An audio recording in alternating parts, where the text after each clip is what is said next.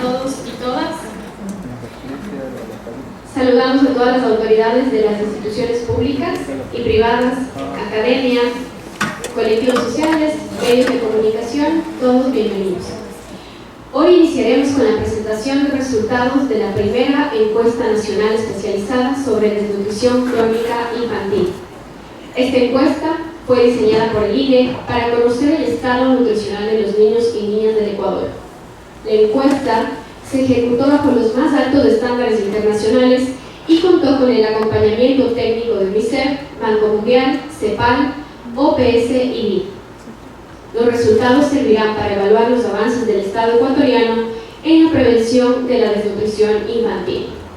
A continuación, damos la bienvenida al director ejecutivo del INE, Roberto Castillo. Bienvenido, un aplauso. Miren, el día de hoy es uno de los temas que teníamos pendiente, que es la encuesta sobre desnutrición crónica. Entonces, hoy en día vamos a socializarles dos datos, pero para mí son súper fuertes y ustedes son los llamados a que la situación cambie. Por un lado van a ser los resultados de la encuesta de desnutrición y por otro tenemos ya los resultados del censo de población. Con respecto a la encuesta de desnutrición crónica infantil, se preguntarán por qué, cómo, cuándo y... Ok, Guido me va a ayudar con la... Vamos una más, Guido, por favor. Miren, les voy a contar un poco de la... Antes de entrar en la materia, el tema de la desnutrición, un poco explicarles rápidamente el tema de la política. Tú tienes primero que la desnutrición en el Ecuador se mide desde los años 86, pero se lo medía cada 8 o 10 años a través de encuestas. Y luego venía un ministro de salud, se enteraba que la desnutrición estaba muy alta y todo el mundo lloraba y no se hacía mucho. Entonces, parte de la estrategia es tener un dato permanente o continuo para que obviamente podamos exigir a los gobernantes, a la sociedad civil, etcétera, que nos ayuden a combatir la desnutrición. Y obviamente para tener información continua necesitas a alguien que levante esa información, y ese es el INEC. Ahora ustedes dirán, bueno, ¿y por qué el INEC? Miren, en todos los países del mundo el tema de las encuestas de salud y nutrición, que se denominan, son encuestas que se realizan aleatoriamente a hogares para determinar el estado nutricional. Ustedes dirán, bueno, ¿y por qué el MSP no hace esto? El MSP también lo hace, pero hay un pequeñito detalle, que no todos los niños van a los centros de salud. Entonces tú haces una encuesta probabilística porque captas al que va y al que no va. Y además de eso, con las encuestas y con un tema de independencia, tú le puedes marcar un poco la vara en cómo van los indicadores a nivel territorial para que luego ya el MSP, el MIES y demás hagan la bajada a territorio, que es la parte compleja. En esta encuesta, lo que les voy a contar rápidamente, cuál fue el proceso de construcción, el aseguramiento de la calidad, de los datos históricos y los resultados. Vamos una más, por favor. Como les había mencionado, miren, la primera encuesta se hizo en el 86, la segunda 2004, 2006, 12, 14, 18 y 23. Como ven, no eran continuas.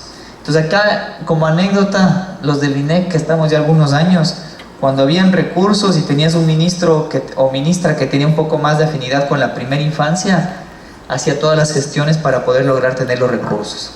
Ahora, esta es una primera encuesta especializada. ¿Por qué le llamo especializada el INEC? Porque todas estas encuestas que se conocen como las encuestas de salud y demografía iban a todos los hogares. Pero en cambio esta solamente va a aquellos hogares donde existen niños menores de 5 años. Y el banco de preguntas, siguiente por favor. El banco de preguntas es especializado para conocer el estado nutricional de los niños. Y esto les digo es un plus. Y aquí yo sé que voy a hacer ofrecimientos, pero en realidad nosotros cualquier apoyo técnico que ustedes requieran, con mucho gusto. Porque en esta encuesta se preguntaron un conjunto de temáticas y es la primera vez que preguntamos tantas cosas relacionadas con la salud nutricional de los niños. Muy concretamente, fíjense, tenemos todo el perfil sociodemográfico de los hogares, tenemos antropometría, que son las mediciones de talla y peso.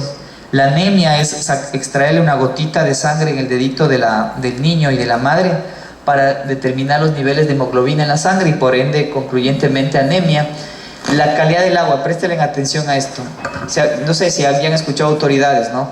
Si los niños no tienen, sobre todo si los hogares no llega agua que sea potable, obviamente los niños pueden padecer enfermedades diarreicas y eso afecta todavía más los estados nutricionales. Entonces, a nivel de esta encuesta, hicimos prueba de la calidad del agua, es decir, literalmente, ya van a ver, hicimos muestras en los hogares para determinar los niveles de cloro, por un lado, y también los niveles, los niveles de la bacteria E. coli, que son básicamente heces fecales.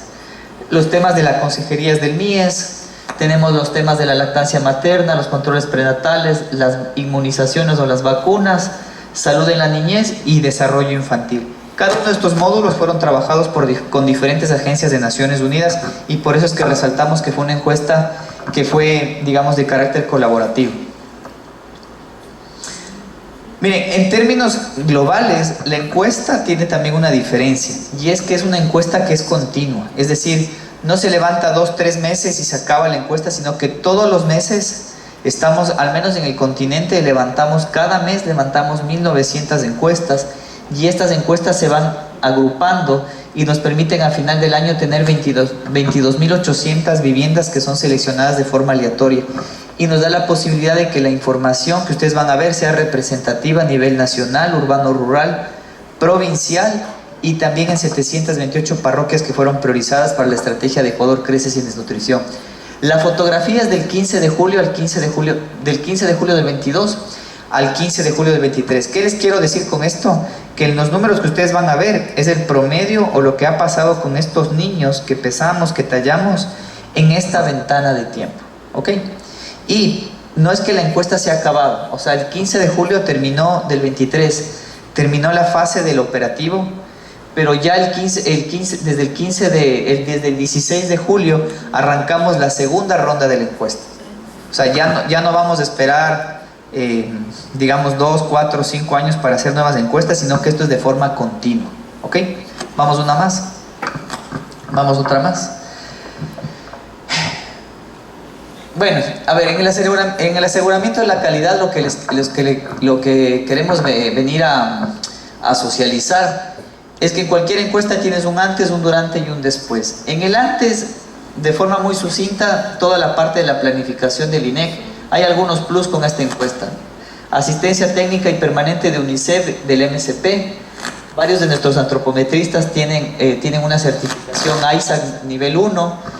También son personas que han sido, digamos, son de formación, algunos son enfermeros, otros son médicos, y eso nos da un plus, porque las anteriores encuestas se hacía con bachilleres, con personas, digamos, independientemente su perfil profesional, pero para ser un poquito más rigurosos y tratar de garantizar todavía mejor calidad de la información, todas las medidas antropométricas, las pruebas de sangre, el módulo de desarrollo infantil, son personas contratadas por el INEC, pero que tienen un perfil de salud, ¿ok? Luego ya en la recolección también hay un plus, y es que esta encuesta la hicimos con tablets. Las anteriores se hacían en papel, y uno de los inconvenientes cuando uno hace en papel es que si te equivocas, te enteras 5, 10, 15 días después cuando estás digitando la información. En cambio, en una tablet uno puede, dentro del mismo sistema, poder corroborar o corregir información in situ. Y en estas encuestas uno tiene que buscar a niños menores de 2 años. Entonces imagínense que llegas a una vivienda, a niños menores de 5 años, llegas a una vivienda, el niño tiene 4 años, 10 meses. Terminas de levantar la información no está del todo bien, pero te enteras 4 o 5 meses después y tienes que regresar a campo para volverlo a pesar y tallar. Entonces el niño ya salió o ya sobrepasó los 5 años de edad y matemáticamente eso nos genera un inconveniente. Entonces ahora hacerlo con las tablets nos da un mejor control de calidad. Y en la parte del después, los que les queremos socializar hoy, quizás no con mayor detalle, pero ya en escritorio solicitamos la asistencia técnica de Naciones Unidas, sobre todo, y de manera fuerte de UNICEF, del Banco Mundial, de la CEPAL y la OMS, para revisar con mucho detalle la calidad de los datos, porque sabíamos que esta cifra le iban a querer, digamos, auditar absolutamente todo, porque esta cifra terminó dándole una vara o una evaluación a lo que ha sido el combate a la desnutrición en estos últimos al menos 5 años. Vamos una más. No voy a entrar mucho en detalle, pero aquí ustedes tienen un poco el perfil del equipo de las mediciones de hemoglobina. El HemoQ, que es muy conocido para las personas profesionales de la salud, Son exactamente los mismos equipos que está usando hoy el MSP o que el MSP está adquiriendo en sus centros de salud. ¿Por qué les digo esto? Porque algunas de las discusiones académicas que teníamos era si es que el INEC y el MSP estaban midiendo las cosas con instrumentos similares. Hoy ya no hay ese ruido. Tanto el INEC para medir hemoglobina como el MSP usan en principio los mismos equipos calibrados, estandarizados y obviamente con los mismos protocolos de capacitación. Siguiente, por favor. Miren, con el tema de las pruebas E. coli, yo tuve la oportunidad de estar aquí hace tal vez algunos meses atrás, no sé, unos 6 o 7 meses. Estuvimos en San Cristóbal, estuvimos acá en Santa Cruz, visitamos algunos hogares y hacemos las pruebas del agua. Presten atención a esto. En las pruebas del agua se usan estos equipos que son de marca Manifold y medimos la concentración de colonias de la bacteria E. coli. Literalmente se toma una muestra de agua en el vaso que usan los hogares para beber. Voy a repetir, en las pruebas del agua, por ejemplo, cuando hemos hablado con las empresas públicas de agua potable, ellos dicen, no, mi agua está de buena calidad. Pero lo que nosotros hacemos es medir la calidad del agua en el punto de consumo, que es una gran diferencia, porque el agua puede salir de buena calidad, pero en el trayecto las tuberías están viejas, hay filtraciones y el agua puede llegar contaminada. No sé cómo sea acá en Galápagos, pero por ejemplo, en algunas ciudades grandes del continente, la tubería de agua potable está al lado con la tubería de las aguas de la eliminación de excretas. Y cuando los materiales son de estos antiguos, se puede filtrar. Entonces a veces al lado de la tubería de agua, digamos de las aguas servidas, se puede filtrar al agua potable. Ya no es potable. Y finalmente usted abre la llave y llega agua con heces fecales. Lo que estoy diciendo no es menor. Entonces por eso es que nosotros hacemos esta medición. Y para que ustedes vean, basta con que exista más de una colonia, ya se considera, de acuerdo a la FAO a UNICEF y al MSP, que ya esto es un tema que no es admisible. Entonces lo que ustedes van a ver cuando ustedes vean que el agua tiene E. coli, en los resultados que voy a entregar, basta con que el agua, la muestra de agua tenga más de una colonia. ¿Ok? Vamos una más. En el caso de las pruebas de cloro, cobra importancia, sobre todo para cuando los hogares nos manifiestan que toman directamente el agua de la tubería. Entonces ahí sí, en el caso de la tubería, a su vez hacemos una siguiente prueba del agua, que es poder medir los niveles del cloro residual. Como ustedes saben, existe una agencia de regulación que en teoría tiene que hacer cumplir que las empresas públicas o aquellos que proveen del agua cumplan con el mínimo de cloro residual. Y aquí viene otra vez la discusión. Algunas empresas públicas dicen, no, pero si yo sí estoy cumpliendo. El agua que sale de la empresa sale con el cloro residual que me exige la agencia de regulación. Pero el problema es que cuando llega a la vivienda, potencialmente a veces no llega con la suficiente cantidad de cloro. Y como ustedes también conocen, cuando el servicio de agua no es continuo, los hogares, tendemos a almacenar el agua en estos grandes recipientes plásticos, que con el calor, el cloro 24 horas después se evapora. Y después de que ya no hay cloro, ya empieza obviamente a darse la posibilidad de que se generen bacterias que van a afectar luego a los niños. Entonces por eso es que también medimos la calidad del cloro residual. Vamos una más. Veo por ahí, no sé si es que hay algún profesional de la salud, pero si es que hablo muy técnico, sabrán disculpar, pero parte de los controles que hemos hecho para garantizar las mediciones antropométricas son las mediciones de talla y peso. Algunas personas dicen, oye, ¿qué es esto de la desnutrición crónica? La desnutrición crónica técnicamente es un retraso en la talla para la edad. O sea, son niños muy chiquitos para su edad. ¿Ya? La forma de determinarlo no es en un laboratorio, no, literalmente se pesa y se talla un niño. Y si de esos niños están por debajo de un estándar, que es de la OMS, que es un estándar internacional, ese niño pasa a ser identificado como un niño en un riesgo de estado de desnutrición crónica. Y algunos científicos durante años estuvieron discutiendo, pero ya está más que comprobado. Verán que yo estoy hablando de lo que han dicho los científicos. Y es que independientemente de tu etnia, del nivel socioeconómico, del país, todos los niños en los primeros 2 años de vida crecen a un mismo ritmo. si es que están bien alimentados. Entonces ese es el estándar. Y con ello lo que quería mostrarles acá es que cuando hacemos las mediciones de peso, que son unas balanzas bien calibradas, obviamente uno esperaría que se distribuya homogéneamente todos los dígitos decimales. Para que se entienda, es una forma de ver la calidad de la información. Vamos una más, Guido. Disculpen, esto quizás es mucho más complejo, pero una vez que uno termina de levantar talla y peso, uno tiene que en escritorio evaluar qué tan bien se comportaron las mediciones. Para poder hacer esa evaluación, en la teoría de los grandes números, las distribuciones de la talla, por ejemplo, se debe comportar como una distribución gaussiana. Como pueden ver, las líneas azules es la información ya levantada en la ENDI, y las curvas entrecortadas son las distribuciones teóricas. Cuando en un país existe desnutrición, todas las mediciones de talla están desplazadas al menos una desviación estándar hacia la izquierda. Entonces eso nos da muestra de que existe desnutrición en el país. Y esto obviamente está analizado por los diferentes grupos etarios. Lo que quería transmitir acá, de forma muy sucinta, es que la calidad de la información levantada, la calidad de la información de talla y peso en la ENDI es de las mejores encuestas que ha realizado el instituto, al menos en los últimos 30 años. Vamos uno más. Y no porque seamos más bacanes ni nada por el estilo, solamente porque ahora hacemos la encuesta continua, tenemos personal capacitado, tenemos personal que de forma continua está haciendo el trabajo, tenemos las tablets, y esto obviamente nos ayuda a mejorar la calidad de la información. Vamos con los resultados, y esta es la primera vez que se presentan. Miren, a nivel nacional, la desnutrición crónica infantil se sitúa en el 20.1% para menores de 2 años.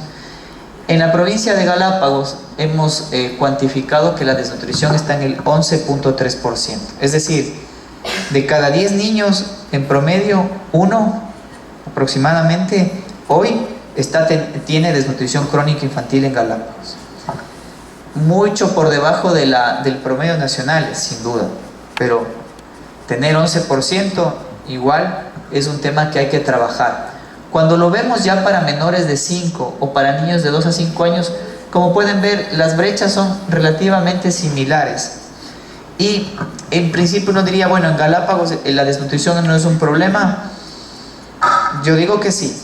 O sea, más allá de que usted esté debajo del promedio, mucho por debajo del promedio, aún así hay un inconveniente. Para que ustedes tengan una referencia, en Sierra Central, en el continente, la desnutrición está bordeando casi el 33% para la población indígena. O sea, es mucho más fuerte y hay toda una complicación. Vamos una más. Ahora, con sobrepeso y obesidad, y acá es una reflexión. En cambio, en Galápagos, en promedio, los niños menores de 5 años tienen mayor sobrepeso y obesidad que los niños, digamos, del continente. Y esto también aquí a ustedes yo les dejo la reflexión, son los temas de política, porque mucho se habla de la desnutrición, pero también hay que hablar de la otra carga de la malnutrición, que en general es el tema del sobrepeso y la obesidad. El consumo de los alimentos ultraprocesados hace que hoy, digamos, tenemos cerca de 7 de cada 100 niños hoy en Galápagos que están con sobrepeso y obesidad, están comiendo mal, ¿ok? Y esto sí, está por encima del promedio nacional. Vamos una más. Con lo que tiene que ver con anemia, y esto es algo que también a nosotros nos llamó la atención. Miren, en la anemia, de acuerdo con lo que trabajamos con UNICEF, hay que ver los niveles de anemia del niño, pero también de la madre. Y aquí en Galápagos, los niveles de anemia son más altos que el nacional. Pero fíjense, niños de 6 meses a 59 meses, que son antes de los 5 años, 46% de los niños en Galápagos tienen anemia. Entonces ahí hay un tema fuerte. O sea, ahí hay un déficit de hierro, hay un tema de que dar suplemento alimentario, hay que hablar con el ministro Ruales, hay que ver la forma de articular, porque aquí tenemos un inconveniente. Si ven, es un medio engañoso, no tienes tanta desnutrición, pero por otro lado tienes un problema de anemia. ¿Que se puede subsanar? Sí, obvio. Aquí ya el equipo del MSP tendrá mejores ideas. Nosotros les damos obviamente el diagnóstico. Y fíjense también las madres. O sea, las madres de estos niños menores de 5 años que fueron en Galápagos, también es muy alto los niveles de anemia que hemos registrado en la provincia. Con ello, ahí a los medios de comunicación inviten a los expertos para que justamente podamos entender de mejor manera qué está pasando y seguramente ustedes conocen mucho mejor el tema de la importación y todo el tema de la producción de alimentos que existen en el archipiélago, más lo que se importa del continente. Pero hoy lo único que sabemos es que tanto los niños, casi la mitad, y un poco más de 1/3 de las madres de estos niños están padeciendo anemia. Vamos, una más. Por otro lado, algo positivo es que en el tema de las inmunizaciones, lo que son vacunas, fíjense que prácticamente tenemos niveles bastante altos de cobertura del rotavirus, del neumococo, de la BCG, del esquema completo de la polio, de la pentavalente, de la hepatitis B. Aquí no vemos mayor alerta, pero obviamente en otras partes del país la cobertura de las vacunas sí es un inconveniente. En Galápagos, enhorabuena por las gestiones que han hecho los GATS y el MSP, pero en general los niños están accediendo de buena manera a vacunas. Obvio, estos niveles, llegar al más del 99% es muy complejo, digamos. Pueden haber estas excepciones. Vamos, una más. Y me quedo con esta última. Esta sí es nueva, y esta para mí es la que quizás más nos impresiona. Les voy a contar la historia antes de que vean los números. El INEG hace 2 mediciones. Voy a hablar del E. coli. Hacemos 2 mediciones y presten atención a lo que voy a mencionar. Cuando uno llega a la vivienda, le pide un vaso de agua a las personas. Dice, dame un vasito de agua, el que usas para beber. Entonces el miembro del hogar toma el vaso, le da a nuestro antropometrista, a nuestro personal de salud. Ellos hacen, de ese vaso, hacen la muestra. Le ponen, chequean si tiene el E. coli. Primera prueba. Luego le dice, ¿sabes qué? Yo tomo tu vaso. Dime de dónde cogiste ese vaso. Ah, cogí de ese bidón. Perfecto. Entonces, el personal del INEC, con los niveles de asepsia, toma directamente ellos la segunda muestra. ¿Cuál es la diferencia entre la toma 1 y la toma 2? Es que en la toma 2 puede ser que ese vaso venga contaminado por el propio hogar, porque no se lava las manos, pero en cambio nosotros en la segunda prueba queremos ver nosotros realmente cuál es la calidad del agua que compró o que les llegó. Entonces, la primera, cuando el encuestador del INEC toma la muestra del agua, es esta, y esta es la que efectivamente está tomando el usuario. Para que se entienda lo que voy a decir, a nivel nacional, mejor dicho, directamente, hoy en Galápagos, escuchen, el 37.3% de los hogares en Galápagos donde existen niños menores de 5 años está consumiendo agua, o mejor dicho, le llega agua con heces fecales. Poco, 37.3%. Luego, los hogares lo pueden almacenar, lo pueden hervir, pero aquí les doy el otro dato fuerte para la provincia, ¿no? El 65.5% de los hogares en Galápagos consume agua de bidón. Entre el 37 y el 57%.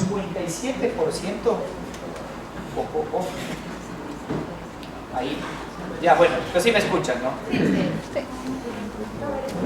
Hola. Ya, volvimos. Finalmente, los hogares en Galápagos, el 57% de los hogares está consumiendo agua con heces fecales. La diferencia entre el 57 y el 33, es decir, estamos hablando de 20%, de 20 puntos porcentuales. Hay hogares que les llegó el agua relativamente bien, pero por malas prácticas de higiene, malas prácticas de almacenamiento, porque no hierven el agua, terminan consumiendo agua con heces fecales. O sea, hay hogares que les llegó mal el agua y ya la consumen mal. Hay hogares que les llega bien el agua, pero 20 de cada 100 hogares en Galápagos les llegó bien el agua, pero por malas prácticas de higiene terminan contaminando su propia agua, y el resultado final es que hay niños, mejor dicho, en estos hogares el 57.3% de los niños están consumiendo aguas con heces fecales. Eso inadmisible. Y aquí es algo que siempre se le ha dicho al presidente, al ministro y demás, es que en los temas de política pública hay diferentes formas de atacar esto. Porque para poder reducir del 57 al 37%, que es un montón, no hace falta hacer obras sumamente costosas de infraestructura. Es campaña educomunicacional. Lávense las manos, limpien los bidones. Les doy una anécdota. En la costa, no voy a dar las provincias para no generar susceptibilidades, hay muchas empresas embotelladoras de agua, marca Patito. El metro cúbico o cuánto pagamos por un bidón de agua es costoso. Pero puede ser que estas empresas no tengan los suficientes niveles o sus protocolos no son lo suficientemente buenos y están empacando o embotellando agua que se contaminó. Y les voy a dar casos que hemos estudiado. O sea, hemos ido a algunas empresas en algún momento y el problema no es tanto del empacador, sino es el problema cuando le ponen el sello. O sea, basta que el trabajador haya salido del baño, no se haya lavado las manos y cuando empieza a manipular el botellón se contaminó. Y algo que, fíjense, porque les estoy dando como tips muy sencillitos que pueden servir para reducir esta prevalencia que es alta. También hemos visto, por ejemplo, al menos en los lugares donde hemos hecho pruebas, donde al momento en que se coloca el bidón, eso no está limpio. O sea, el momento en que le rompes y el plástico, ahí está contaminado. Entonces, antes de colocar el bidón, limpiarlo bien, desinfectarlo y ahí sí colocar bien el bidón. Y listo, el agua puede estar, digamos, la empresa que te está vendiendo esa agua es buena, pero el momento en que tú le manipulas, le contaminas. Entonces, fíjense cómo se podría bajar fuertemente estos temas de E. coli, o si lo quieren mejorar el agua que efectivamente están consumiendo nuestros niños con pequeñas campañas de comunicación. Así que a las autoridades, concejales, a la alcaldesa, o sea, transmitirle esta información. Yo creo que en Galápagos potencialmente se puede hacer, digamos, no es tan complejo como podría ser en poblaciones mucho más amplias o grandes en el continente nacional. Y me quedo con esta reflexión, porque a nivel nacional es el 24%, a nivel nacional es del 36.7%. Tenemos, las provincias de la Amazonía también tienen un grave problema en la calidad del agua. Ellos a su vez tienen contaminación de la minería y es toda una complejidad. Acá en Galápagos yo soy optimista y es mi labor, digamos, contarles un poquito de qué cositas se podrían hacer fácilmente, campañas, socializar en los medios de comunicación. Lávese las manos, o sea, pasamos una pandemia, en la pandemia todos nos lavábamos las manos y de repente ya se acabó la pandemia, nos olvidamos y volvemos a tener estos inconvenientes. Una más, por favor. Creo que con eso cierro, y este es el primer capítulo de la encuesta de desnutrición crónica infantil. Con ello, muchas gracias y quedo atento a sus preguntas.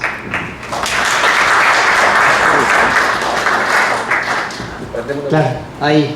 A ver, esto solamente, ojo que esta es la fotografía del 2022, ¿no? O sea, esto no, aquí no hay reducción, pero a nivel nacional se redujo la desnutrición. Exacto, con relación al año 2018 la desnutrición bajó 3,5 puntos porcentuales. Nos hemos sentado con el Banco Mundial, con UNICEF, con la OMS para hacer un análisis ya causal de qué fue lo que sucedió. Hipótesis hay, todavía no está totalmente digamos cuantificado, y ese es digamos nuestra labor como técnicos, pero un primer elemento es, tú tienes el efecto de política como intervenciones concretas, pero también tienes un efecto de buenas prácticas de higiene de los hogares. En el primer caso, lo que se ha observado, y es un esfuerzo enorme que hizo el MSP, fue recuperar la cobertura de vacunas. O sea, en la pandemia nos quedamos prácticamente sin vacunas y se han hecho compras para poder recuperar. Entonces, primer elemento de lo que nosotros técnicamente podemos ver fue una recuperación en la cobertura de vacunas. 1. 2, quizás no entré mucho en detalle, pero para que haya bajado el promedio, también se priorizaron las parroquias a nivel nacional donde mayores incidencias de desnutrición tenías. Es decir, atacar los lugares donde mayores niveles de desnutrición tenías. Y 3, algo que es positivo, pero que no se lo puede cuantificar de forma sencilla, es que tengan presente que los niños, el grupo etario son menores de 2 años. O sea, nosotros vamos a una vivienda, perdón, hasta menores de 5 años, pero este dato es menores de 2. O sea, son niños que entre julio del 2022 a julio del 2023 tenían menos de 2 años. Ya. ¿Cuándo nacieron esos niños? En el 2020. Entonces, una de las hipótesis con el equipo de salud es que estos niños nacieron en pandemia y durante esos meses, o al menos durante un primer año, estuvieron bien cuidados. Entonces no se expusieron mucho al entorno y potencialmente no tuvieron riesgo de caer en desnutrición. Y cuando ustedes ven las estadísticas de egresos hospitalarios o el aumento de todo el tema que tuvimos, un rebrote de las gripes, fue cuando estos niños salieron de su burbuja, que estaban en casa, y se empezaron a enfermar. Entonces potencialmente un efecto, una externalidad positiva de haber reducido la desnutrición, cuando tomamos la fotografía en el 2023, hay un componente potencialmente de niños que estuvieron bien cuidados durante la pandemia, algo que era contraintuitivo para algunos economistas que decían, no, pues viene la pandemia, se acabó el empleo, la gente cae en pobreza, la desnutrición se dispara, pero no hay esa relación, porque por ejemplo en la época de que tuvimos la bonanza económica, tuvimos un montón de dinero, cayó la pobreza, aumentó el empleo adecuado, pero la desnutrición no se había bajado. Entonces es un tema no es ni blanco ni negro, y esto es un tema de que uno tiene que discutir. Voy a repetir una vez más, en honor que la alcaldesa se nos ha sumado. Mire, ¿cómo funciona esto? Primero cuento la técnica, alcaldesa. El INEC seleccionó aleatoriamente viviendas aquí en la provincia. Esas viviendas, la condición era que existan niños menores de 5 años, porque necesitábamos saber si tenían o no desnutrición. En esos hogares le pedimos al papá o a la mamá que nos faciliten un vaso de agua, el que ellos usan para beber. No nos interesa si la fuente fue un bidón, tomó directamente de la olla, vino por tanquero, vino por la República. Le pedimos, deme un vaso. A ese vaso lo tomamos, lo agarramos y le hicimos una prueba. La prueba es con un aparato que lo trabajamos con UNICEF, y es como una membrana donde uno filtra el agua, le pone un reactor químico y con ello empieza a cultivarse la bacteria del E. coli. Si es que hay E. coli, obviamente se necesita un periodo de incubación. Es todo un proceso que lo hemos venido madurando. Y con ello se determina si existe más de una colonia de E. coli, le ponemos carita triste, el agua no es apta para el consumo humano. ¿Ya? Y luego también hacemos un segundo ejercicio. En vez de decirle al ciudadano que nos dé un vasito de agua, le decimos, yo tomo el vasito de agua. Dime, a ver, ¿de dónde sacas el agua? De ese bidón. Entonces el personal del INEC toma y extrae una segunda muestra. ¿Por qué hacemos esto? Porque puede haber una contaminación en el propio hogar. O sea, el agua puede ser buena, pero el hogar, por malas prácticas de higiene, lavado de manos y demás, el agua se puede contaminar. Entonces el dato que usted ve aquí es que en Galápagos hay el 37% de los hogares está recibiendo agua, de los hogares donde existen niños menores de 5 años, con heces fecales. ¿Ya? Cuando hablo de heces fecales es el E. coli, y basta con que haya una colonia. Pero lo que yo le decía acá, alcaldesa, es que cuando ya efectivamente toman el agua, la contaminación aumenta mucho más al 57%. Ese 20% adicional se debe por las prácticas de higiene de los hogares. O sea, usted podría bajar fuertemente la contaminación fecal si es que se trabaja fuerte en temas de hierva el agua, lávese las manos, limpie los bidones, porque lo que también ustedes viven acá, el 65% de los hogares nos declaró que ellos, su principal fuente de consumo de agua son los bidones. O sea, a veces ustedes se asustarán y dicen, no, la empresa pública, ¿qué estamos haciendo? Acuérdense que al INEC no le interesa si es que la fuente que usan para beber el agua es de las llaves del tanquero, no. Le interesa saber le interesa saber de dónde está consumiendo el agua. Entonces, quizás esta cifra es alta porque gran parte de los bidones no están viniendo de buena calidad. Y esto lo hemos visto en la costa, y vuelvo a repetir la anécdota. O sea, hay empresas que no cumplen con los registros sanitarios. O hay empresas, y lo hemos visto, alcaldesa, y es un tema de literalmente ir a hablar con el MSP, creo que es el ARSA o el ARCA, que es la agencia de regulación. ARSA, disculpen, gracias. Y hemos visto, por ejemplo, hay algunas empresas que tienen buenos procedimientos, pero en la parte final, al momento del sellado, de ponerle la tapita, el plástico, el trabajador lo manipuló y nos contaminó la muestra. Y luego ese E. coli se empieza a reproducir dentro del agua embotellada. Y uno en teoría paga porque cree que esta agua es de muy buena calidad. ¿Ya? Y la otra que le estaba mencionando es que para que un bidón de agua se contamine de aquí a acá son malas prácticas de higiene. Y hemos visto, por ejemplo, en el continente hemos hecho pruebas donde cuando uno compra el bidón y tiene ese aparatito plástico donde lo invierte el bidón, al momento en que uno saca la tapa, o si el bidón no está bien limpio, se contamina. Entonces son pequeños detalles, son pequeñas campañas de comunicación que se pueden hacer y te podrían generar un impacto sumamente fuerte para reducir los niveles de consumo de agua de mala calidad. Y lo podemos ver acá.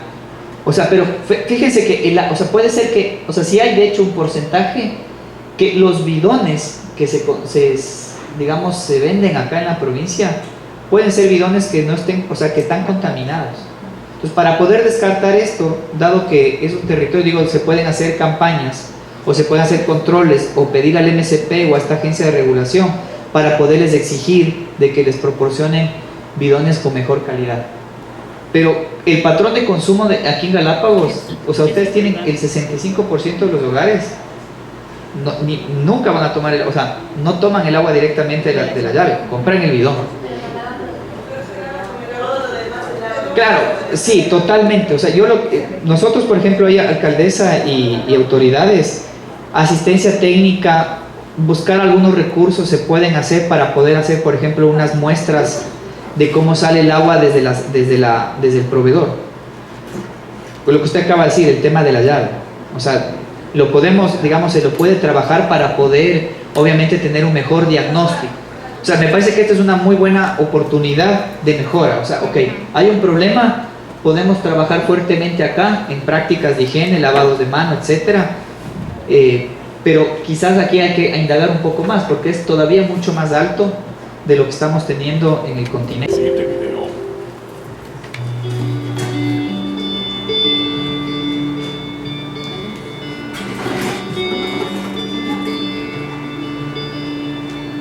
Un país, un paraíso de diversidad, que alberga en cada rincón una gran variedad de pueblos, nacionalidades, culturas, historias. Historias que cuentan quiénes somos y nos permiten reconocernos como parte de un mismo Ecuador. Hoy nos miramos a través del Censo Nacional, un reflejo de cuántos somos, dónde estamos y en qué condiciones vivimos para trazar el camino hacia un futuro mejor. Afros, montufios, indígenas, extranjeros, niños, mujeres, adultos mayores. Todos nos unimos para participar en la construcción del censo desde el día cero y así, juntos, capturamos la gran fotografía del país.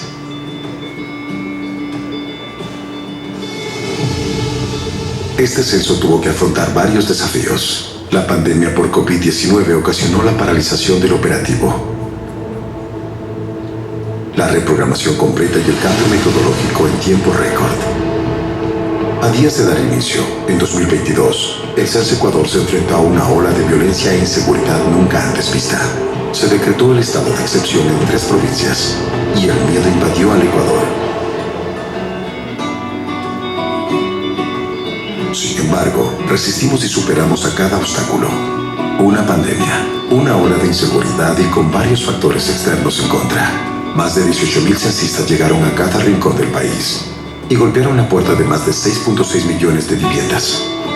Ni la lluvia, ni el sol, ni la distancia, ni el miedo pudieron detener el coraje de un equipo cuyo objetivo era contar la nueva realidad del país. Los desafíos nos hicieron resilientes e innovadores y pensamos en un censo diferente, un censo vanguardista que se une a la corriente regional, que nos dé la oportunidad de entregar información de calidad a nuestros ciudadanos. La convergencia entre las bondades de la tecnología y la fuerza de los más de 18.000 censistas que se movilizaron por aire, mar y tierra fueron la clave para conocer cada realidad y escribir una nueva historia después de una década. Somos pluriculturales, multiétnicos, de raíces profundas y diversidades resonantes. Hoy lo sabemos gracias a ti, a tu compromiso, a tu cariño por esta tierra que nos vio nacer o que se volvió nuestro hogar. Gracias por abrirnos la puerta. Gracias por aportar con un granito de arena para construir el Ecuador de los próximos 10 años. Hoy finalmente tenemos clara nuestra realidad. Hoy somos Ecuador.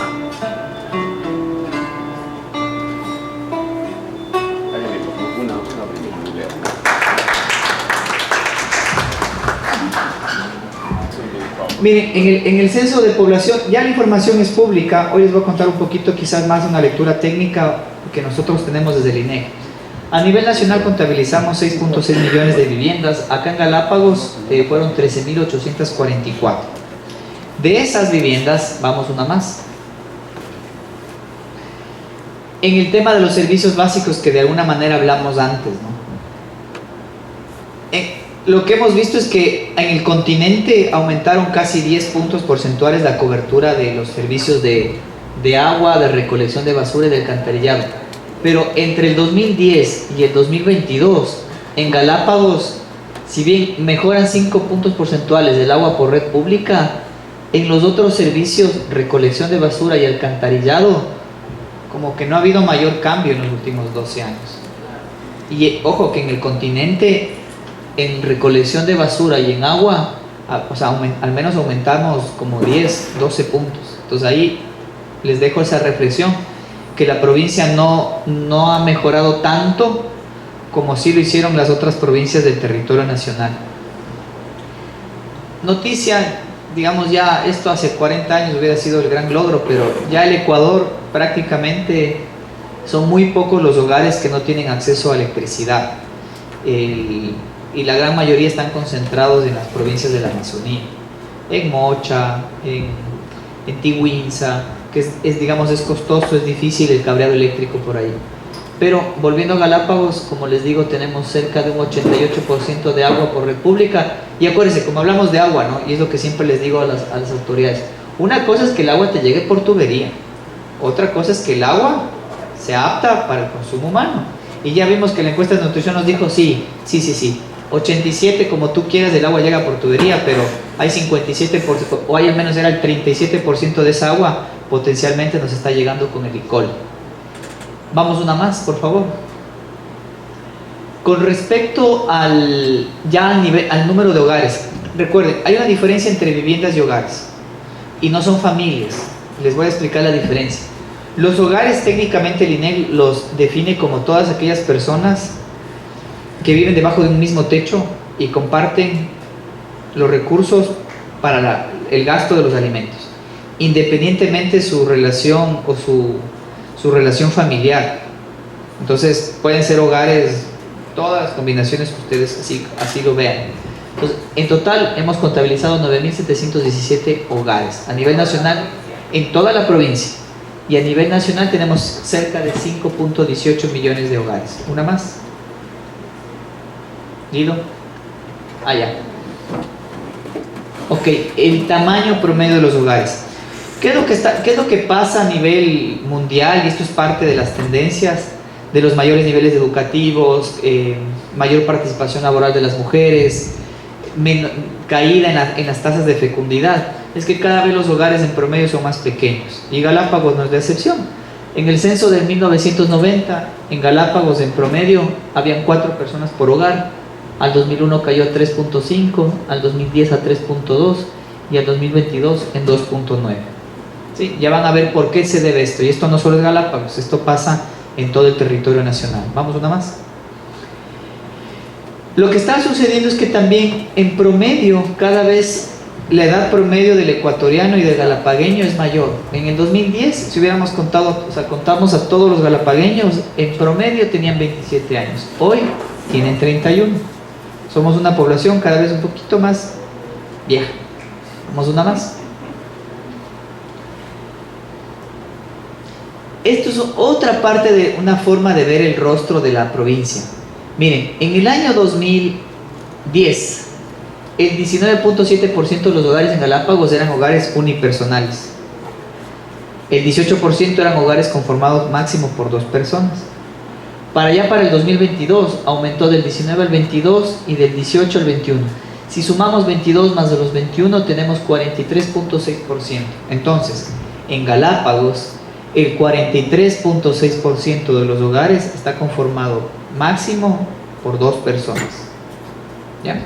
Y en paralelo vemos cómo cada vez más, y esto no solo es en Galápagos, sino pasa en todo el territorio nacional, los hogares de nuestras abuelitas de 5, de 7 hijos cada vez van cayendo. Cada vez hay menos hogares grandes y cada vez tenemos hogares más pequeños. Uno más. Dato importante, miren, el INEC cuando golpea la puerta dice quién es el representante del hogar, quiénes toman las decisiones dentro del hogar. En el 2010, en Galápagos, el 25.5% de los hogares dijo que quien tomaba las decisiones eran las mujeres o era una mujer. Pero para el año 2022, esto aumentó al 32.3%. ¿Ya? A nivel nacional, el comportamiento es similar. Mi reflexión, es que creo que tenemos cada vez, en este mundo machista, tenemos cada vez más conciencia de realmente quién toma las decisiones en casa. A mi criterio siempre ha sido las mujeres. Hoy parecería ser que cada vez están más empoderados, somos más conscientes, o las nuevas generaciones estamos más conscientes de los roles dentro del hogar. Entonces tenemos hoy 1/3 de los hogares se declara que es la mujer quien toma las decisiones. Esta cifra en el año 90 era muy baja. Claro, el jefe del hogar, era el hombre. No, eso ya vamos pasando enhorabuena, creo que vamos pasando la página sobre este particular. Vamos una más. Y falta muchísimo, ¿no? Falta muchísimo por trabajar en los temas de violencia de género y otros particulares. Hoy en un medio de comunicación me decían, oye, ¿por qué no fuimos 18 millones? ¿Qué pasó? Nos decían hace tiempo que íbamos a ser 18 millones. Les voy a contar la historia. En el año 2010, el censo contó a 14.5 millones de personas. Y en el año 2012, el equipo técnico del INEC cuantificó cuántas personas no se contaron. Y eso se llama la omisión censal. Y se estimó que no se contabilizaron cerca de 500.000 de personas en el año 2010, en el censo que era de un día. 14.5 más 0.5 te da 15. El dato oficial, alcaldesa y autoridades, para la repartición de los recursos en el COTAD no se hace con el dato del censo, se hace con el dato del censo más la omisión censal, es decir, corregido estos errores que tienen todos los censos de no contar a toda la población. ¿Qué quiero decir? Todos los censos tienen un porcentaje o un número de personas que no se contabilizan. Pero luego viene el equipo de demógrafos del INEC, que ven las estadísticas de nacimientos, de defunciones, y dicen, a ver, no contabilizamos aproximadamente, en el 2012 determinaron que fueron 500.000. Por eso es que el dato oficial que usa el Ministerio de Economía y Finanzas para la repartición de los recursos son los 15 millones. ¿Ok? Luego viene la otra parte de la historia. El INEC en el 2012 dice, ok, en el 2010 fuimos 15 millones. ¿Cuántos seremos a futuro? Es un trabajo, tenemos demógrafos que se especializan en ello y ven los comportamientos de la fecundidad, de la mortalidad y de la migración. Y en función de los patrones históricos de estos tres componentes, se proyecta cuánto va a crecer el país. No es una tarea fácil. En el año 2012 se proyectó que del 2010 al 2022 la población ecuatoriana iba a crecer en 3.1 millones de personas. Iban a nacer 4.37 millones, iban a fallecer 1.17 millones y el saldo migratorio neto apenas iba a ser de menos 50.000 personas. Eso fue lo que fueron los supuestos detrás de que el Ecuador íbamos a llegar a ser 18 millones en el año 2022. Pero son supuestos. Y por eso es que uno hace un censo para corroborar estos supuestos. Siguiente lámina. Y aquí viene la explicación un poco más en detalle. ¿Qué fue lo que realmente pasó? Primer tema. Los demógrafos del INEC hubieran tenido la capacidad de predecir que íbamos a tener una pandemia. No. Íbamos a poder estimar, o sea, solamente con datos del registro civil, se estima que cerca de 87.000 personas son muertes en exceso por la pandemia. O sea, personas que murieron por el COVID o murieron por causas indirectas del COVID. En total, cerca de 87.000. Y otro dato adicional, los demógrafos del INEC no podíamos estimar que a partir del año 2019 las muertes violentas en el país iban a empezar a crecer. Si desde el 2019 hasta la fecha tenemos un poco más de 10.000 muertes violentas. Y en este año 2023, de lo que va del año con corte a agosto, ya vamos un poco más de 6.000. ¿Podíamos estimar que iban a fallecer tantas personas? Difícil, no. Vamos una más. La otra, recuerden, se estimó que la migración iba a ser de menos 50.000. en promedio. Estas son estadísticas no del censo, son las estadísticas del Ministerio del Interior.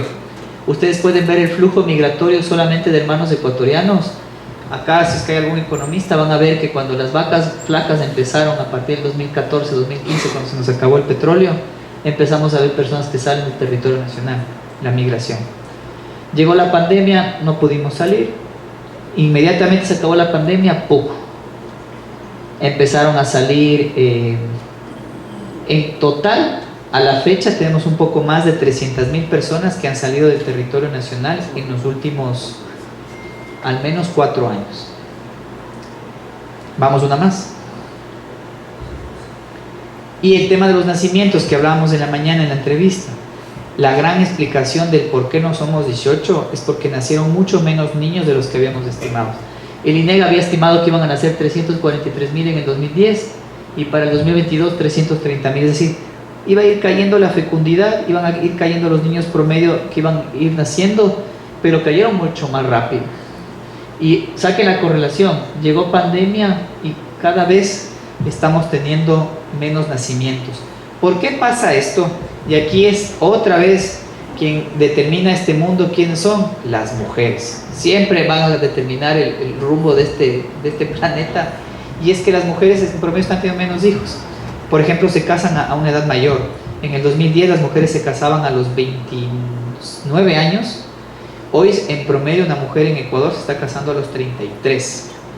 ¿Ya? Entonces tú vas aplazando la edad en la cual te casas, y obviamente tu edad reproductiva se acorta y la probabilidad de que tengas hijos es menor. 1. 2. Mayor participación laboral de las mujeres, mayor participación en temas de la política, en el mercado laboral, en la parte privada, hace que tú quieres un crecimiento profesional primero y luego quizás ya vendrán los niños. Y luego también, no necesariamente hoy hablando, ustedes conocen el territorio, pero conversando con mujeres relativamente jóvenes, no es su ideal necesariamente tener hijos, tienen otras prioridades previas. Entonces todos estos elementos, y el último elemento, comparado con el año 2000, por ejemplo, hoy tenemos un poco más del 90% de mujeres que conocen y usan métodos anticonceptivos. Entonces, todos estos temas de educación sexual y reproductiva empezamos a tener ya algunos efectos positivos, porque cada vez tienes obviamente un mejor cuidado. Estoy hablando en promedio, y acá siempre hago esta reflexión, ¿no? Yo tengo, de parte de madre, yo tengo como, en total tuve 11 tíos, 4 ya fallecieron, pero muchos de esos tíos con un preservativo no los hubiera tenido. Un susto antes era un hijo. Hoy tienes obviamente tu actividad sexual, pero usas métodos anticonceptivos, entonces ya no tienes tantos hijos como potencialmente tuvieron nuestras madres, nuestras abuelas o nuestras bisabuelas. Entonces han nacido menos niños. Entonces, ¿qué es lo que quiero hacer la síntesis de esta parte? ¿Por qué no llegamos a 18 millones? Porque nacieron menos, fallecieron más y han migrado más personas. Dicho de otra manera, más coloquial, es: no se puede censar a personas que no nacieron, personas que ya están en el cielo o personas que ya están en otro país. Y los censos, recuerden que los censos se contabilizan a las personas que están en el territorio nacional, independientemente de la nacionalidad, estatus migratorio. ¿Ok? Con ello, vamos una más. Por eso es que con ello hemos contabilizado a 16.938.986 ecuatorianos, personas en el territorio nacional. Vamos una más. Y aquí, ¿qué es lo que ha pasado en el caso del Ecuador? Fíjense, Ecuador, lo que les decía, ¿no? Entre el año 2010 y el 2022 crecimos un poco más de casi 2.5 millones de personas en el territorio nacional. En el 1950 fuimos 3.2 millones, ahora estamos casi en 17. Estamos creciendo, pero crecemos a un menor ritmo. Crecemos a menor ritmo, cada vez hay menos niños, los hogares promedios son cada vez más pequeños, vivimos más en departamentos, etcétera, etcétera. Vamos una más. Y aquí veamos el caso de Galápagos, lo que querían ver. Estas cifras son de los diferentes censos de población en la provincia de Galápagos. Pero ahora que le están tomando la foto, por si acaso, les hago una gran diferencia. En este censo, que no fue de un día, uno contabiliza a las personas que habitualmente están en el territorio nacional, es decir, uno no contabiliza turistas o no contabiliza personas que no tienen pensado quedarse 6 meses o más en el territorio nacional.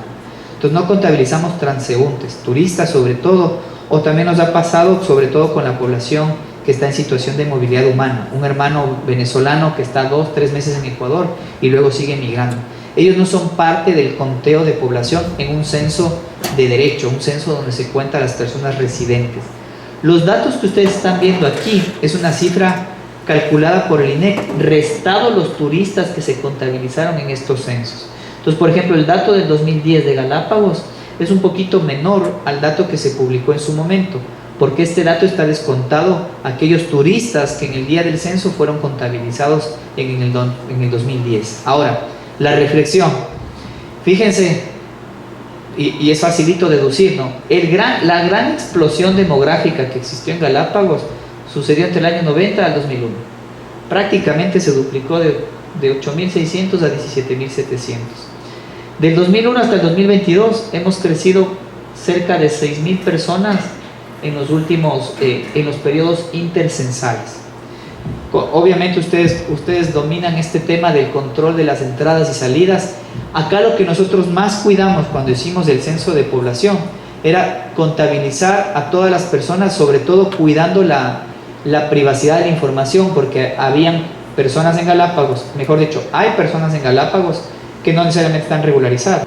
Es toda la provincia y por si acaso, ¿no?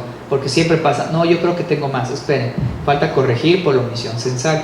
Siempre, nosotros creemos que la omisión censal puede estar en un 4, en un 5%, y eso lo estamos calculando con Naciones Unidas, con total transparencia.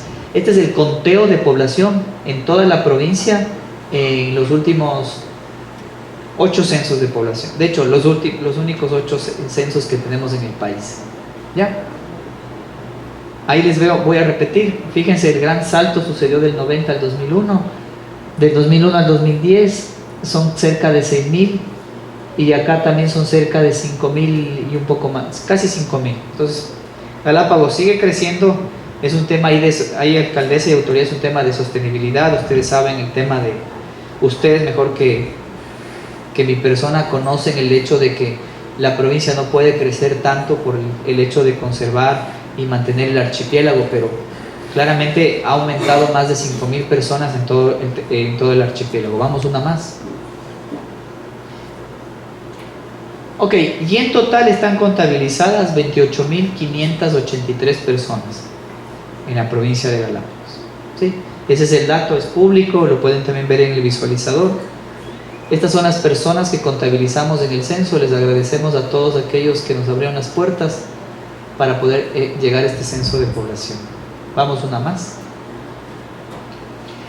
Dato interesante, en Galápagos hay más hombres que mujeres. A nivel nacional hay más mujeres que hombres. A nivel nacional hay 8.6 mujeres comparado con casi 8.3 de hombres. Pero en Galápagos la relación es diferente y ustedes deben saber eso. Yo al menos me subo a un taxi y hablo con todo mundo y le pregunto de todo. Y hay muchas personas que tienen sus familias en el continente y solamente trabajan acá. Entonces aquí en Galápagos hay unas, bueno, no son muchas, ¿no? Son una diferencia de 100. Es muy cercano, pero tenemos un poco más de hombres que mujeres. Vamos una más. Los niños, lo que estuvimos hablando sobre la desnutrición crónica infantil, ya niños menores de 14 años, tenemos en total en la provincia 6.870, que representan el 24% de la población en el archipiélago. Muy parecido al comportamiento demográfico del continente. Vamos uno más. Y lo que tiene que ver con la identificación étnica, ha aumentado la participación de los indígenas. Han venido más indígenas a la provincia. Yo igual me subo a un taxi y pregunto a todos, son de Sierra Central, son de Tungurahua, son de Cotopaxi, Salazacas, hay varios que están allí, pero ha aumentado al menos en 1.000 personas indígenas que en el territorio de archipiélago. Ha caído un poquito, prácticamente nada. Fíjense, 1.306 afros, ahora hay 1.307. autoidentificados como afros en Galápagos. Y en el caso de los montubios han caído un poco, 476 se dijeron montubios en el 2010, ahora son 645 personas que se autoidentifican como montubios. Vamos una más. Y aquí, dato interesantísimo. Pero cuando ustedes escuchen, aquí en total nosotros hemos contabilizado, voy a ser súper técnico, 441 personas extranjeras que declaran que, o sea, viven 6 meses o más en el archipiélago. No estamos hablando de si tienen los papeles, si están regularizados, no, ¿sí? Esto de residentes extranjeros, nosotros llamamos residentes cuando están 6 meses o más. Pero en total tenemos 441. De ellos representan el 1.5% del total de la población en Galápagos. El 0.27 son venezolanos, el 0.22% son colombianos. Vamos una más. Y aquí ya viene la desagregación por cantón. Entonces, de los 28.500, Santa Cruz hemos contabilizado 17.233, San Cristóbal 8.300 e Isabela 3.050 habitantes. Por si acaso, alcaldes, a estos datos hace falta ajustarle la omisión censal, que no va a ser más del 5%. Entonces, algunos alcaldes me han dicho, oye, yo creo que tengo más. Les digo, vean, el Ecuador no creció tanto como habíamos pensado. Y nos ha pasado, y les hago la reflexión porque me pasó esto con la alcaldesa de Manta. En Manta me decía, pero si yo tengo un montón de hoteles, ¿cómo va? O sea, mejor dicho, yo tengo más viviendas de las que usted, yo cojo las viviendas que tengo, multiplico por el número promedio de habitantes y a mí me sale un número mayor. Le digo, espere, un ratito. Las viviendas a su vez tienen una tipología. Pueden ser viviendas ocupadas, pueden ser desocupadas, pueden ser en construcción, y una categoría importante en zona turística, viviendas de uso temporal. O sea, en los hoteles, en los Airbnb, no son personas residentes. Entonces, uno puede tener muchas viviendas, pero puede tener menos habitantes. Sobre todo esto sucede en territorios que tienen una alta actividad económica por el turismo. ¿Sí? Porque a nosotros nos han dicho, mira, yo voy a coger mi catastro, voy a multiplicar, yo tengo tantas viviendas, multiplico por el número de habitantes y yo tengo más habitantes. Eso no funciona así. Pero bueno. Ok, vamos una más. Esto ya para fines quizás más informativos, pero también que en su momento el alcalde, el Pavel y el Aquiles hablaban de, bueno, ¿cuál es la ciudad más grande? Entonces lo que hicimos fue presentar también a la ciudadanía cuáles son los 10 cantones más grandes, pero desde el año 1990. Y siempre Guayaquil tuvo más habitantes que Quito, siempre ha sido así.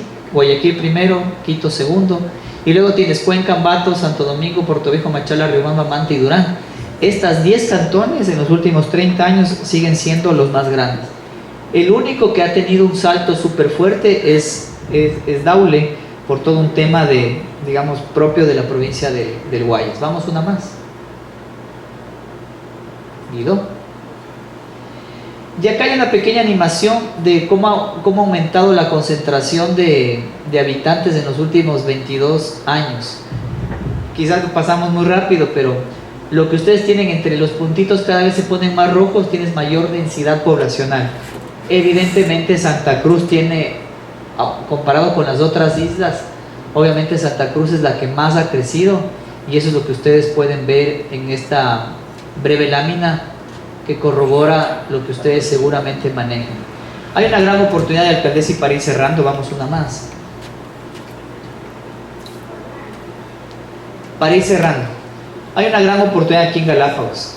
Para nosotros como estadísticos, hacer un censo primero es costoso, emocionalmente es desgastante, es súper fuerte. Todo el mundo te critica, todo el mundo te cuestiona, pero nadie te valora el hecho de que te hayas metido a censar en todo el territorio nacional, en barrios donde ni siquiera la policía y los militares pueden ingresar, pero el INEGI ingresó. Pero hay una forma de hacer censos distinta, que se conoce censos a través de registros administrativos. En el 2015 el instituto hizo un censo piloto acá en la provincia. Entonces vamos prendiendo las luces, por favor. Gracias. No necesitamos un nuevo censo, no necesitamos esperar 10 años para contabilizar a la población. Lo que les quería decir es que con el uso de los registros administrativos que tiene la provincia, se puede trabajar de mejor manera, porque tienes un buen control de las entradas y las salidas de personas. Es como un gran laboratorio, o sea, uno puede tener un buen control y mejorar los registros administrativos en el territorio en la provincia. Entonces nosotros totalmente abiertos, obviamente, a seguir trabajando. ¿Qué les quiero decir? Es que con los medidores eléctricos, como hay una buena cobertura de electricidad en la provincia, cada vivienda en teoría tiene un medidor. Entonces, si uno logra tener actualizada esa información, que nosotros le llamamos la cartografía, podemos tener un conteo más preciso de lo que sucede en Galápagos, ¿ya? Y para cerrar y explicarles un poquito lo que viene más adelante con el instituto es, acabamos el censo, pero el próximo año, en marzo, el INEC tiene que empezar la encuesta de presupuestos familiares, la INIBUR. Ahí les voy a dar el número que les va a gustar. Hoy los salarios indexan con el 1.83, ¿sí? Ese cálculo lo hizo el INEC en el año 2015. Para hacer ese cálculo uno tiene que actualizar el patrón de consumo para saber hoy qué consumen los ecuatorianos. Entonces, desde marzo del próximo año tenemos contemplado iniciar esta encuesta de presupuestos familiares. De esa encuesta se va a calcular el nuevo año base del IPC, el nuevo costo de la canasta básica familiar, ¿ok? Pero también y sobre todo vamos a medir el costo de vida en Galápagos y luego el costo de vida en el continente.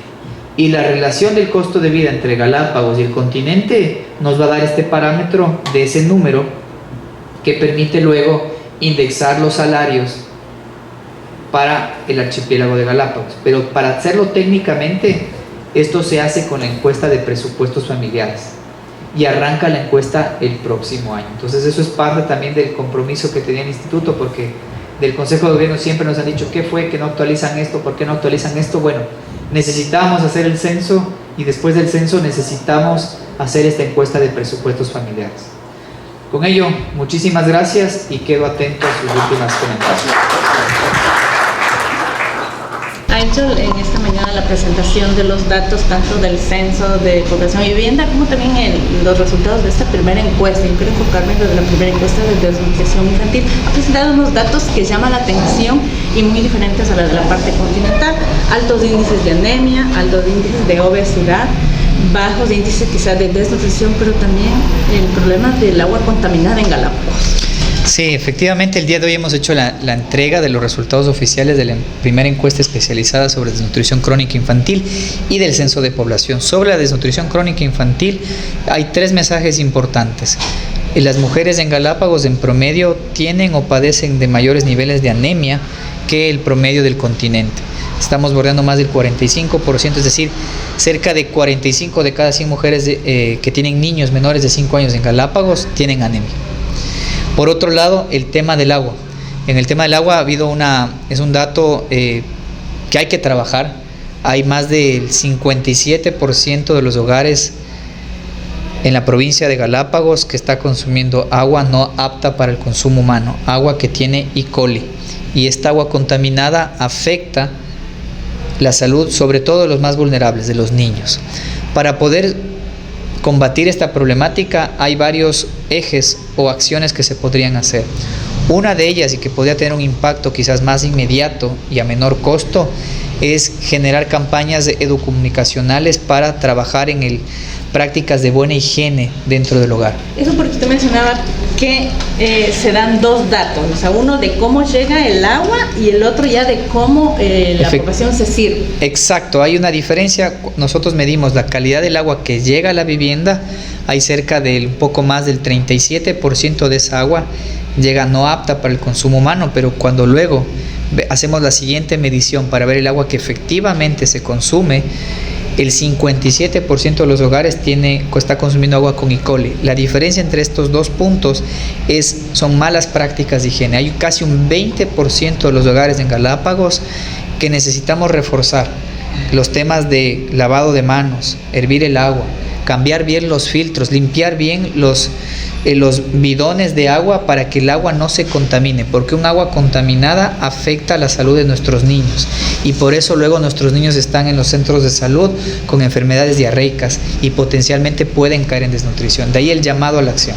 Pero las autoridades también han dado sus opiniones en torno a la realidad de la situación, por ejemplo, de las grietas que existe, de dónde se toma el agua, y han pedido también de pronto asistencia para hacer un estudio más, se diría, específico. Así es, y en esa parte del estudio más específicos se abren como dos opciones de mejora. Por un lado, evaluar de mejor manera los proveedores privados de agua, que son las empresas embotelladoras, y por otro lado también evaluar la calidad del agua de las empresas públicas.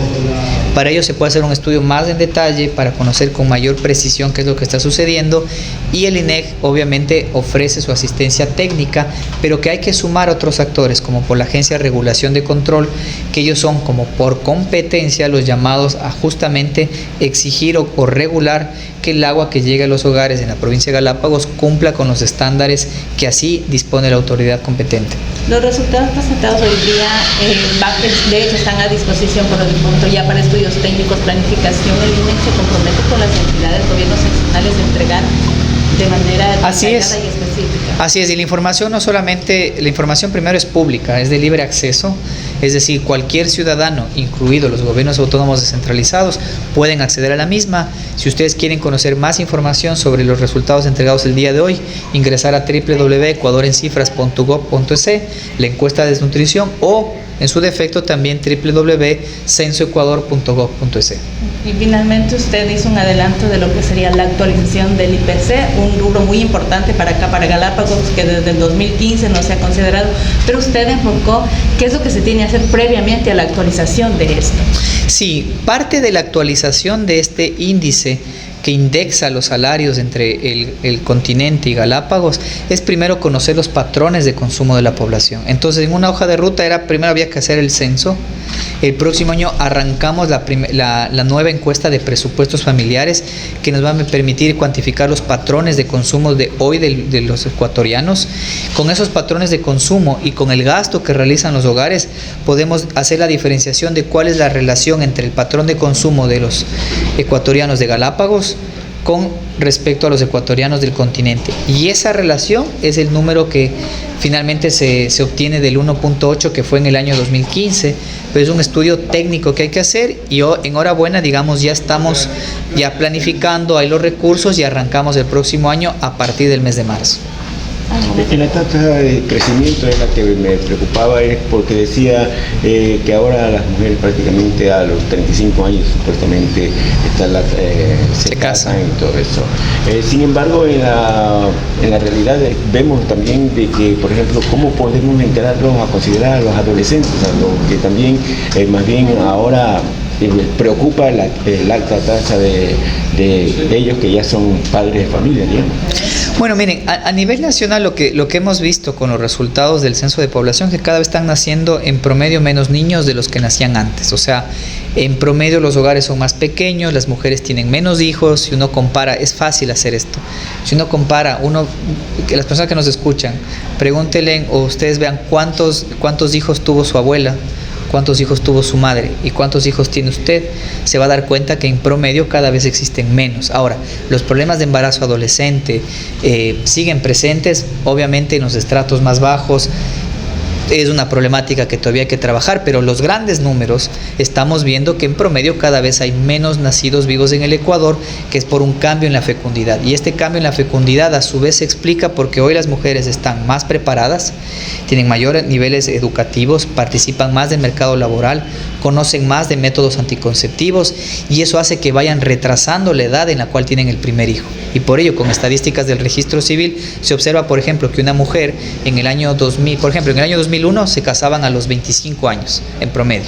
Al 2010 fue el 27, pero al 2022 esta edad ha aumentado a 32 años, con lo cual nos casamos cada vez, digamos, a mayor edad, y por ende en promedio vamos a tener menos hijos. Pero eso no significa y descarta que hay también en cambio ahora la famosa que sería la unión libre, prácticamente en la que no precisamente hay un acto civil.